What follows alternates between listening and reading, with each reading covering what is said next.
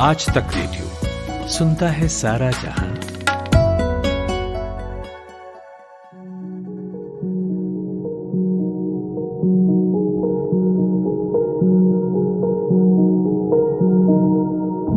नमस्कार, स्वागत है आपका आज तक रेडियो के पॉडकास्ट कोरोना कवरेज में और मैं हूं अंजुम शर्मा। इस पॉडकास्ट में हम आपको देते हैं कोरोना वायरस के नए अपडेट्स और बताते हैं कोरोना से जुड़े नए मेडिकल रिसर्च के बारे में।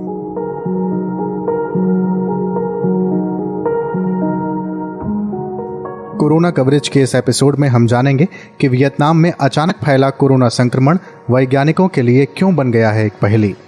समझेंगे क्या कोरोना संक्रमण के मामले में भारत भी उसी स्थिति में पहुंच गया है जहां कुछ महीने पहले स्पेन या इटली थे। जानकारी देंगे एक नई रिसर्च की और अंत में सुनवाएंगे बातचीत कोरोना सर्वाइवर से कि किस तरह उन्होंने कोरोना को मात दी। लेकिन सबसे पहले कोरोना से जुड़ी हेडलाइंस। कोरोना वायरस को भारत में दस्तक दिए 6 महीने पूरे हो गए हैं। कोरोना संक्रमितों की संख्या के हिसाब से भारत दुनिया का तीसरा सबसे प्रभावित देश है। अमेरिका, ब्राजील के बाद कोरोना महामारी से सबसे ज्यादा प्रभावित देश भारत है। मध्य प्रदेश की राजधानी भोपाल में भी अब महज आधे घंटे में कोरोना की टेस्ट रिपोर्ट मिल जाएगी। गुरुवार से राजधानी में rapid antigen POS rapid point of care test शुरू हो जाएगा। अयोध्या में राम जन्मभूमि मंदिर में भूमि पूजन से पहले कोरोना का संकट आ गया है। राम जन्मभूमि के पुजारी प्रदीप दास कोरोना पॉजिटिव पाए गए हैं। साथ ही राम जन्मभूमि की सुरक्षा में लगे 14 पुलिसकर्मियों के भी संक्रमित होने की खबर है। देश में कोरोना वायरस से ठीक होने वालों की संख्या में लगातार इजाफा हो रहा है। स्वास्थ्य मंत्रालय के अनुसार अप्रैल में जो रिकवरी रेट 7.85% था, वो अब बढ़कर 64.40% हो गया है। 16 राज्यों में ठीक होने का औसत राष्ट्रीय औसत से बेहतर है, जिसमें दिल्ली सबसे आगे है। यह है आज तक रेडियो और आप सुन रहे हैं कोरोना कवरेज। जब पूरी दुनिया कोरोना वायरस महामारी से जूझ रही थी, तब एक देश ऐसा भी था जहां 100 दिनों से ज्यादा हो जाने पर भी एक भी केस सामने नहीं आया था। यह देश था वियतनाम।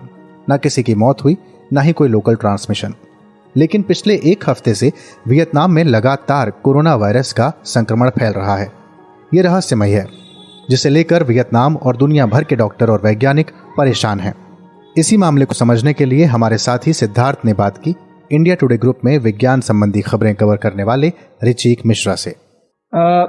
सिद्धार्थ, देखिए, वियतनाम कोरोना वायरस के शुरुआती दौर में कुछ हल्के फुल्के मामले आए थे, 1-2, लेकिन उसके बाद उन्होंने बहुत अच्छे से उसको कंट्रोल किया। तो करीब 100 से ज्यादा दिन, मतलब 3 महीने से ज्यादा समय तक इन लोगों के यहाँ न कोई किसी तरह का नेगेटिव माफ कीजिएगा, कोई बंदा मारा नहीं गया कोरोना वायरस की वजह से। एक भी फैटेलिटी नहीं थी। इवन अब तक एक भी फैटेलिटी नहीं है। लेकिन केसेस के जो नंबर्स थे वो बहुत कम थे, 10, 12, 5, 15 इस तरह से, जिनको आराम से कंट्रोल किया जा सकता है। लेकिन पिछले एक हफ्ते में वियतनाम में कोरोना वायरस फिर से फैला है और उसकी वजह से 459 लोग अभी इन्फेक्टेड हैं। इस इन्फेक्शन की वजह जो है वो डॉक्टर अभी खोज नहीं पा रहे हैं, क्योंकि समस्या ये हो रही थी कि जितने भी लोग अभी इससे संक्रमित पाए गए हैं उनमें एक नए तरीके का स्ट्रेन देखने की खबर आ रही है। वियतनाम में जो पहला केस आया वो एक हफ्ता पहले डानांग करके एक इलाका है, वहां पे 57 वर्षीय एक शख्स थे, उनके पास आया। फिर डानांग के ही 5-6 अस्पतालों से वैसे ही केसेस सामने आने लगे और धीरे धीरे करके हनोई, हो ची मिन और इसके अलावा वियतनाम के जो और बड़े प्रमुख शहर हैं, इसके अलावा 2 राज्यों में केसेस बड़ी तेजी से पिछले एक हफ्ते में बढ़े हैं और वो बढ़ करके 450 से ज्यादा केसेस हो चुके हैं। ऐसे ही रिपोर्ट्स देखिए चीन, जापान, ऑस्ट्रेलिया और साउथ कोरिया, दक्षिण कोरिया में भी आए हैं। हालांकि अभी ये पुख्ता नहीं हो पाया है कि उन जगहों पर यही वायरस है जो वियतनाम में फैला है कि नहीं, क्योंकि इन देशों ने भी अपने कोरोना वायरस का संक्रमण को नियंत्रित कर लिया था और रिकवरी रेट बढ़ा रहे थे, पेशेंट्स भी कम हो रहे थे। लेकिन अभी फिर आप देखेंगे ऑस्ट्रेलिया के विक्टोरिया जो प्रांत है उनका, वहां अभी कल बुधवार को 295 नए केस सामने आए हैं, जिसमें से करीब 9 लोगों की मौत भी हो गई है। वियतनाम जैसी सिचुएशन जो है वो हांगकांग में देखी गई है। हांगकांग में भी अभी एक दिन में 100 लोग बीमार पड़े और वहां पे बड़े पैमाने पे सामुदायिक संक्रमण की स्थिति बनती सी नजर आ रही है। तो ऋषिक जी, मतलब क्या ये डराने वाले साइन है? क्योंकि अब बात आ रही है कि अब शायद ये नई लहर आ गई कोरोना की, और अगर हम एक इंडिया के पर्सपेक्टिव से इस बात को देखें तो जैसे इंडिया में अब तो एक दिन में 50,000 के पार केसेस आ रहे हैं, तो जी। एक नई लहर की बात आ रही है। यहाँ तो ऑलरेडी जो हालात है वो खराब ही हो रहे हैं कोरोना को लेकर। तो क्या देखिए ये कह पाना मुश्किल है कि वियतनाम वाली स्थिति होगी, क्योंकि अभी ये नहीं बताया जा सकता है कि वहाँ वायरस का कोई नया स्ट्रेन बन पाया है या बन गया है, वो कब्जे में ले रहा है। भारत की स्थिति में अभी हाल ही में कुछ रिपोर्ट्स ऐसी आई थी मीडिया में, जिसके अकॉर्डिंग ये कहा जा रहा था कि सितंबर में फिर से एक बार राइज हो सकता है। उसके पीछे वजह अलग अलग तरह की वजहें बता रहे हैं। हालांकि सरकार अच्छे प्रयास कर रही है रोकने के, लॉकडाउन है, अनलॉकडाउन है, दोनों तरह से प्रयास कर रहे हैं, लोगों को समझाया भी जा रहा है, अब लोगों को समझ में भी आ गया है। लेकिन कुछ जगहों पे, कुछ राज्यों में इसको मौसम का असर भी कह सकते हैं और थोड़ी सी लापरवाही कह सकते हैं लोगों की, जिसकी वजह से लोग अभी भी बीमार पड़ रहे हैं। वो पूरा प्रिकॉशन रख नहीं पा रहे हैं, जिस तरह से उनको सतर्कता बरतनी चाहिए वो बरत नहीं रहे हैं। तो वियतनाम वाला स्ट्रेन यहाँ आएगा नहीं आएगा इसका कुछ कह पाना मुश्किल है। लेकिन इंडिया की कंडीशन जो है वो वेदर कंडीशंस और लापरवाही थोड़ा सा इसी पे जाता है। वियतनाम के बाद भारत की बात, जहां कोरोना का संकट दिन ब दिन गहराता जा रहा है। सरकारें परेशान हैं, हर रोज कहीं ना कहीं लॉकडाउन को लेकर कुछ ना कुछ बदलाव होते रहते हैं। अब भारत की भी वही स्थिति है जो आज से 2-3 महीने पहले स्पेन या इटली की थी। देश में भविष्य के हालात आंकड़ों की नजर से कैसे होंगे, ये समझने के लिए हमारे सहयोगी अमन गुप्ता ने बात की इंडिया टुडे की डेटा इंटेलिजेंस यूनिट में डेटा जर्नलिस्ट दीपू राय से। तो दीपू जी, मेरा पहला सवाल यही है कि आज भारत में जिस हिसाब से कोरोना के केसेस आ रहे हैं, उससे ये लगता है कि MIT का जो दावा था कि फरवरी 2021 तक प्रतिदिन 2,87,000 केस हो जाएंगे, ऐसे में आपको क्या लगता है, क्या भारत समय से पहले ही ये स्थिति देख लेगा? आंकड़े क्या कहते हैं? देखिए, जिस तरह से रफ्तार MIT का, पहले ये बता दूं कि जो स्टडी थी वो कुछ डिफरेंट प्रीमाइसेस भी थी उसकी, और उसका ये मानना था कि हमारे यहाँ जो केसेस हैं, बल्कि वर्ल्ड वाइड भी, वो बहुत हद तक अंडर रिपोर्टेड है। बी दूसरा जो चीज है, क्योंकि वो एक्चुअल नंबर्स को मान रहे थे कि वो ज्यादा है, और सरकारें हर देश की जो है वो बता नहीं रहे हैं। 84 कंट्रीज के डाटा पे बेस था उनका वो टोटल आकलन, लेकिन उसमें से वो सभी नंबर्स बता रहे थे। दूसरा, इनिशियल टेस्टिंग में फेल कर गई थी सारी सरकारें।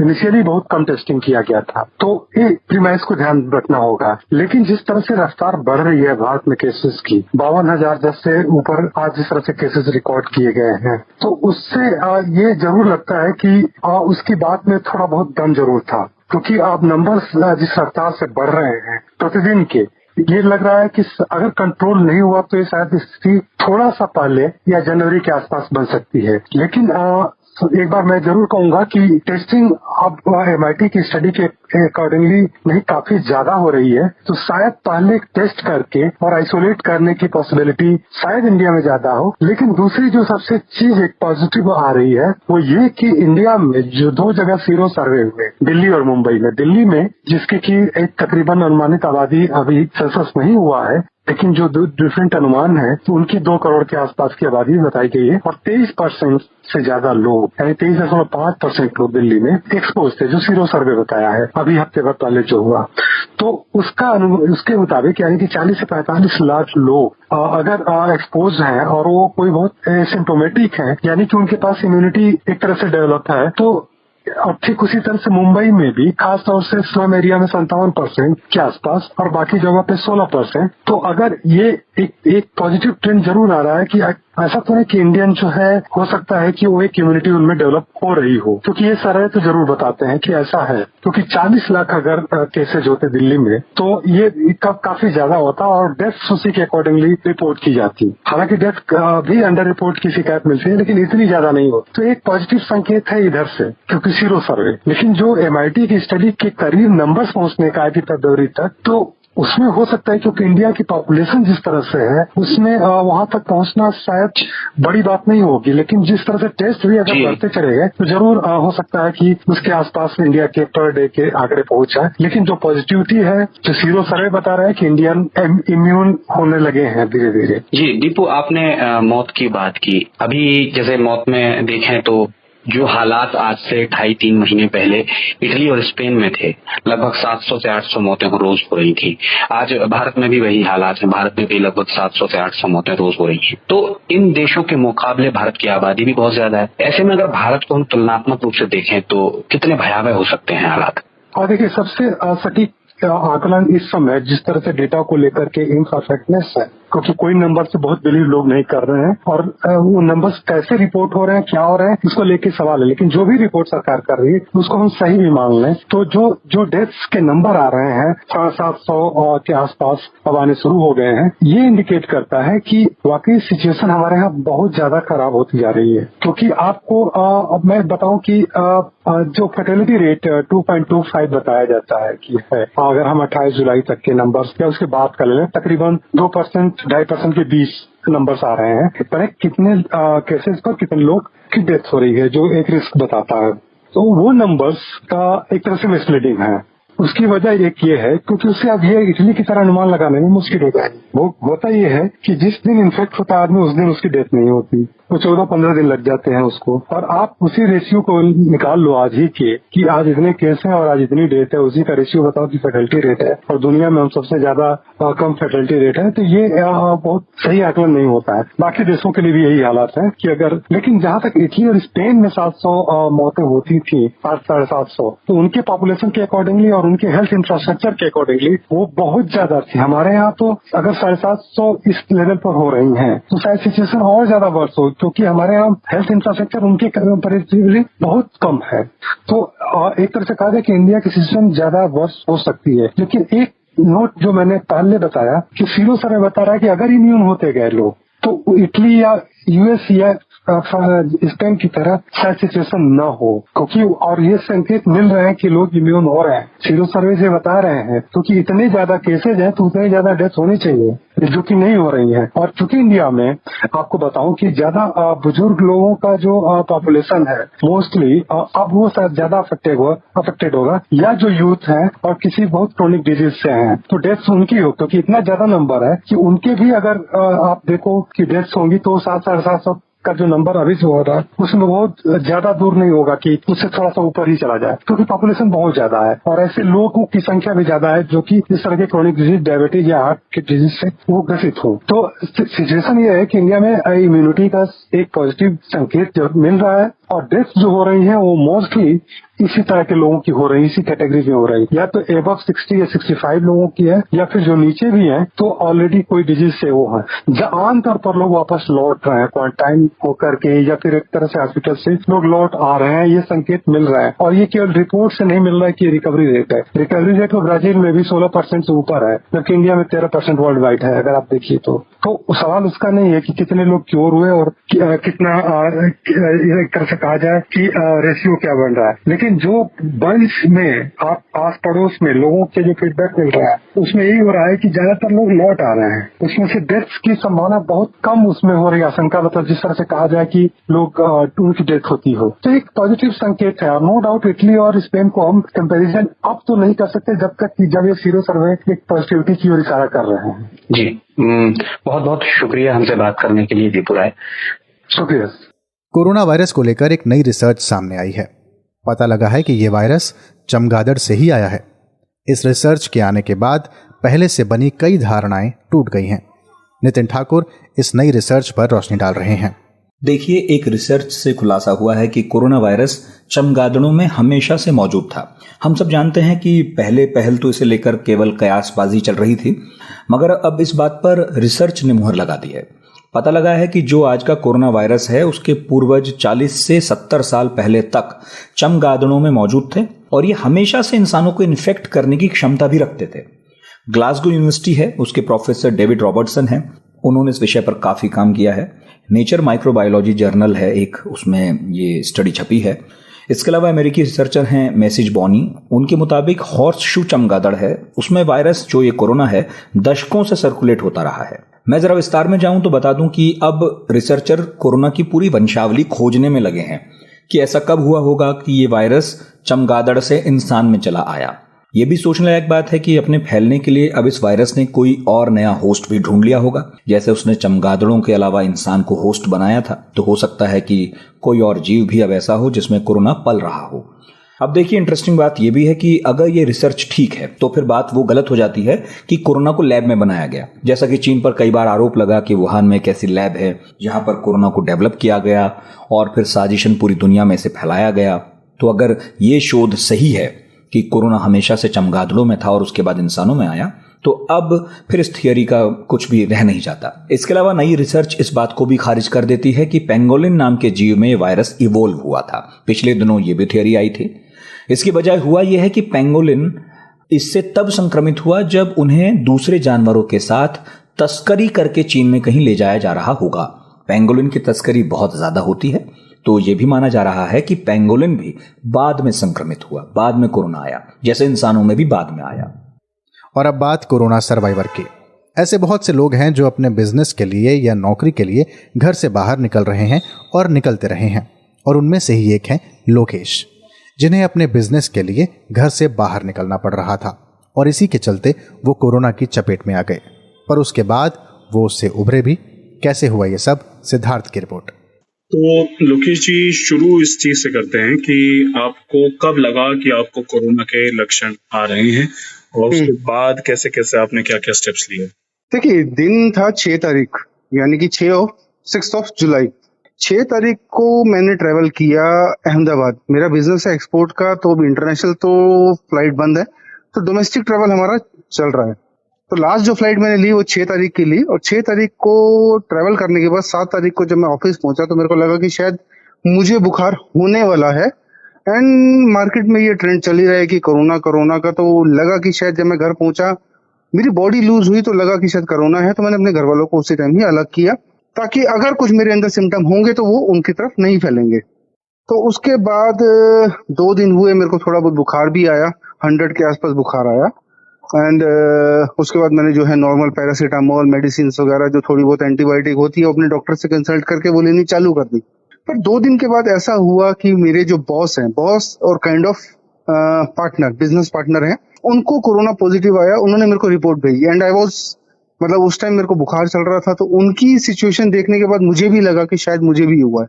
अब वो साइकोलॉजिकल कहिए या फिर मेरे अंदर था इसलिए कहिए, उसी दिन मेरे को जो है किसी भी लिक्विड, यानी कि रूह अफ़ज़ा हो गया, ग्लूकोन डी हो गया, किसी भी चीज के अंदर मेरे को टेस्ट आना बंद हो गया था। आफ्टर दैट मैंने एक स्मेल किया। वी आर इन अगरबत्ती business and perfume business currently. अगरबत्ती की परफ्यूम हम दूर से बता देते हैं कि ये खुशबू कौन सी है। उस दिन क्या हुआ कि कोई भी खुशबू, हमें खुशबू नहीं लगी, मतलब we was not getting any smell. Odour जो हमारी नाक की जो सेंस थी वो खत्म हो चुकी थी। तो उस दिन मतलब 99% श्योर हो गया था कि शायद और पक्का ये कंफर्म सिम्टम है आपके कोरोना के। तो मैंने फैमिली को अलग करने के बाद next day early morning first step लिया टू गो डॉक्टर और to go to hospital to check corona का टेस्ट। अब कोरोना का जब टेस्ट कराया, आई वाज साइकोलॉजिकली मैं प्रिपेयर था कि मेरा जो टेस्ट आएगा वो पॉजिटिव आएगा, और वो नेचुरली पॉजिटिव आया भी। तो कुछ नहीं हुआ, घर पे गया, घर पे अपना क्वारंटाइन किया अपने आप को, और जितना अपने डॉक्टर से कंसल्ट किया, डॉक्टर ने जो है रेगुलर गार्गल करने के लिए कहा, बीटाडीन से गार्गल करो, कुछ नहीं है, गले के अंदर होगा तो वापस निकल आएगा। इलेक्ट्रोल WHO का जो ORS आता है वो अपने पास जरूर रखिए, ताकि आपका जो स्टमक है वो बिल्कुल सही रहे, आपको डिहाइड्रेट ना करे। पैरासीटामोल लीजिए, स्ट्रॉन्ग पैरासीटामोल, ऑलमोस्ट 650 mg की। एजिथ्रोमाइसिन है आपकी एंटीबायोटिक होती है, वो लेके रखिए। हाइड्रोक्लोरोकिन आप कह सकते हो, जो हम US को भी भेज रहे थे इसी के लिए, वो लेके रखिए। और देखा जाए तो ये जल्दी रिकवर हो जाता है, पर इसके लिए आपको क्या करना पड़ेगा, डेली स्टीम लो, डेली अंदर से स्टीम लो, हॉट वाटर से शॉवर लो, अपने आप को अंदर से हॉटनेस, मतलब आप काढ़ा पियो, तुलसी लिक्विड के अंदर लो, 3 बार स्टीम लो, हॉट वेदर में रखो, मतलब पंखा बंद करके थोड़ा चादर वदर ओढ़ के आधा 1 घंटा उसको रखो। अगर आपको तब भी अंदर से लगता है कि हाँ भाई मेरे को कुछ ऐसा लग रहा है, फिर से स्टीम लो, खाना लो प्रॉपर, चाहे वो पतला लो, खिचड़ी लो, आप दलिया लो, कुछ भी लो, लेकिन अपनी डाइट पूरी लो। अगर वो निकलने का होता है, जैसे वॉमिट के थ्रू आपका निकल रहा है या फिर वो डाउन स्ट्रेस से निकलने की कोशिश कर रहा है या कुछ ऐसा हो रहा है, तो उसको निकालो। इससे क्या है कि हो सकता है आपकी बॉडी अंदर से जो कोरोना आपके अंदर घुसा हुआ है वो वापस उसी के थ्रू वापस भी बाहर भी आ जाए। तो बस इतना ही कहूंगा कि डरने की जरूरत नहीं है, बस जो डॉक्टर आपको थोड़ा बहुत प्रिस्क्राइब करे और अपनी तरफ से काढ़ा पियो, घर की चीज लो, मतलब तुलसी लो और काढ़ा पियो। ऑक्सीमीटर, मतलब पहली थिंग है ऑक्सीमीटर अपने पास जरूर रखना। आपका ऑक्सीमीटर रेगुलर 3 बारी 4 बारी आप जो है डेली बेसिस पे चेक करिए कि वो कितना जा रहा है। देखिए आप उसको कोशिश करिए कि 95 से ज्यादा नहीं जाने, नीचे नहीं आने देना। खैर मेरा भी एक बार हुआ था ऐसा कि मेरे पास 93 आया था, लेकिन उसको कंट्रोल किया गया और कंट्रोल हुआ। उसके बाद से वो 98 पे रहा and with in 10 days I recovered from corona positive. But मैंने टेस्ट नहीं कराया दोबारा, क्योंकि मेरे घर के पास स्टिकर लगा हुआ था कि मेरे को इतने दिन तक क्वारंटाइन रहना है।